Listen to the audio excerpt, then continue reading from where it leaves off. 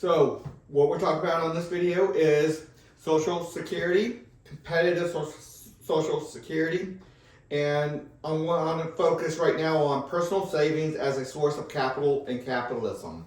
So right now, Social Security, the one monopoly system we currently have, stops a major source of capital in this country. Our country's capitalism, free enterprise capitalism, and the current monopoly Social Security is a major source of taking capital out of the system, and that is a very bad thing. So here's the overall bullet points, but this is roughly half. If not, this is just a small version of the overall bullet points that you can find on my website about this. We'll go over these in a second. Social Security and Medicare tax.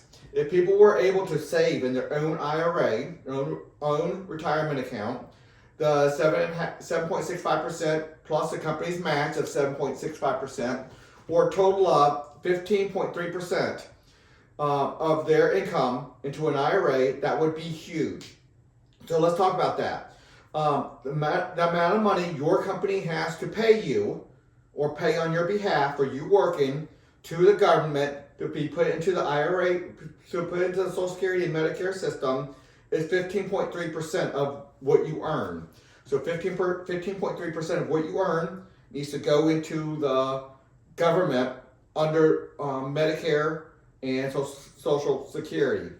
But if they were not in charge, if they did not take that, and you could put that money into a IRA, and let's say you had to, put into your own retirement fund, that would be huge on the amount of capital we have in the capitalist system. Capital is used for a lot of different things. Let's go over it. The current pay-as-you-go system does not save any money. It gets paid directly out. The little bit that used to go into the government get government as to pay off some of the government debt is now being reversed, and we are taking a lot more money out of the government debt to start funding Medicare and Social Security. A little bit was saved, but that is being depleted rapidly, and pretty soon, after that's gone, they're just start taking more and more debt out, causing inflation to rise rapidly.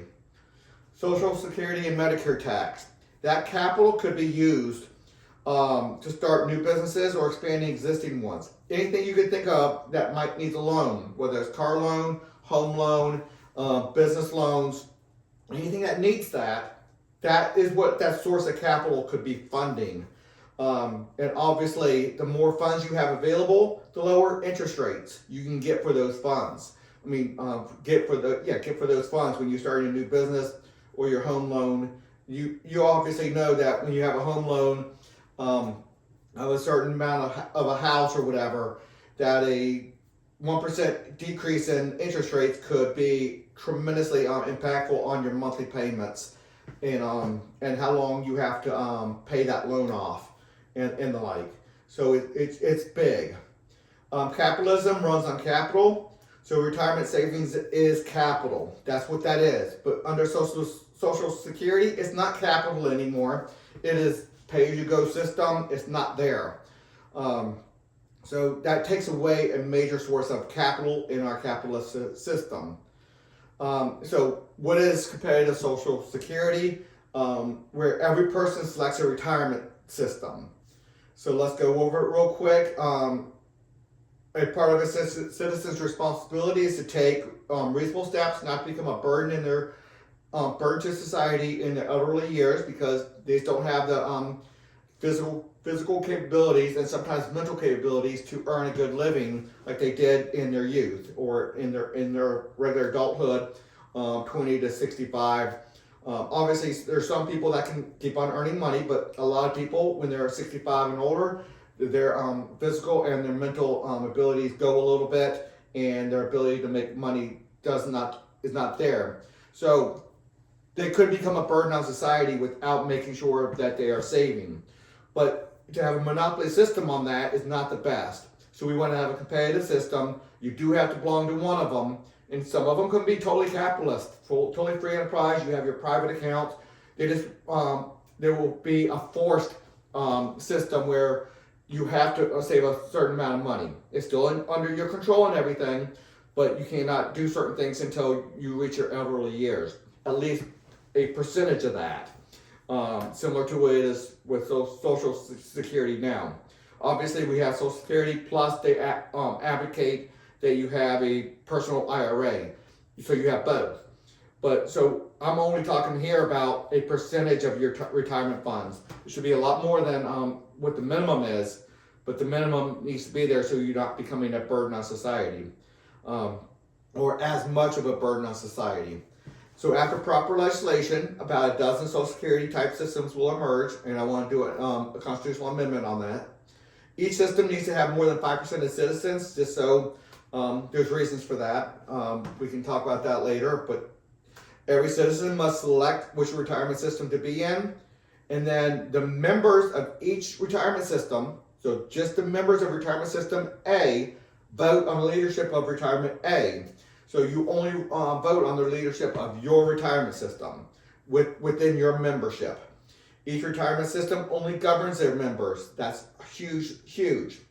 Every retirement system must ensure its members are not impoverished in their elderly years, thus setting minimum standards, and that is going to be not 100%, but reduce down those percentages that its members will not be impoverished. Because if you go 100%, then you're going into communism, you go into socialism, you go into slavery, you're going into a system where all that control is being taken away from the individual. So we want to reduce down that to acceptable levels, and then there can be insurance in different things. So let's keep on going. Minimum standards are not micromanaging, but they are results oriented. So there's a lot of ways to get there. The current pay-as-you-go system did not save the money, thus it is a massive debt. Those current promises that we currently have will be fulfilled with government debt. So I want to do 5% of GDP tax for roughly 50 years, it tapering off near the end. Now that tax is a big asset, and every competitive rating system will own a percent of that Social Security repayment tax, depending on their membership. The retirement system may elect to take less government funding for promises in exchange for its members paying lower Social Security repayment tax. So they can start separating off from the government quicker. So their members aren't paying that repayment tax, and they're not getting the money up front and that asset. So they can start separating off faster.